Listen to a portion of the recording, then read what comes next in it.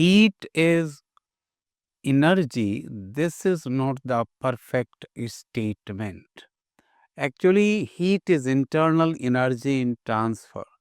Now, suppose it's very heavily raining and somebody says that I have a full glass of rain, then itself it is not giving the sense.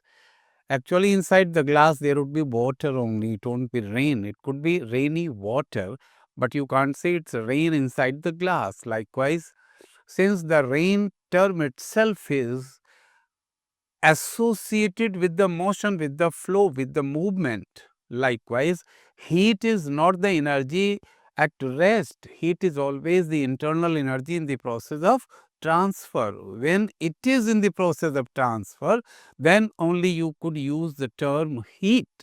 It is wrong to say that Mr. X has greater amount of heat in his body. He has stored in his body the internal energy. When this will start flowing from X to Y, then only you could say the heat is getting transferred. Heat is a path function. Heat is internal energy in the process of transferred.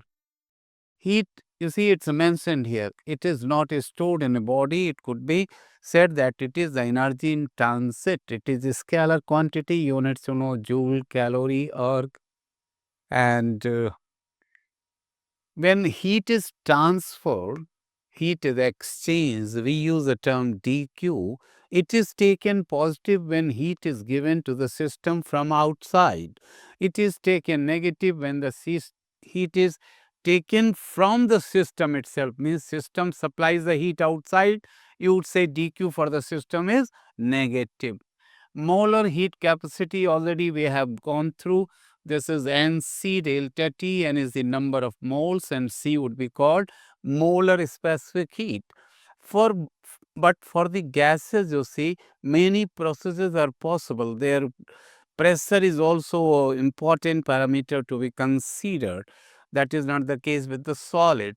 So, in gases, the possibility of processes is many. That's why we consider there's isothermal, adiabatic. Isothermal specific heat, I have told you, is infinite, and adiabatic specific heat would be 0. That means the specific heat, molar specific heat for adiabatic process will be 0, for isothermal process will be infinity. But we consider two more specific heat, one at constant volume. This is represented by Cv, known as molar specific heat at constant volume. Then that at constant pressure it is Cp. Cp is always greater than Cv, and the ratio of Cp and Cv is said to be gamma. This is also known as adiabatic exponent.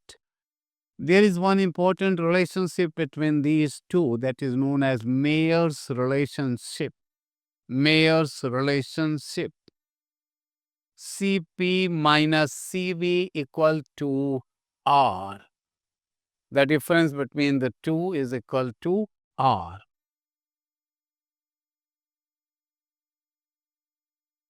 Then zeroth law, I told you, first law, second law is yet to be discovered, and third law, that's very simple, and here it will be appropriate to discuss, entropy. Entropy is measure of disorder of a system. Third law says that at absolute zero, that is 0 Kelvin, the entropy tends to 0. That means when there will be no entropy, that means no disorder, obviously the system will be in perfect order. We could say, according to third law of thermodynamics, that all the systems are in perfect order at absolute zero. So, this is yet another definition for absolute zero.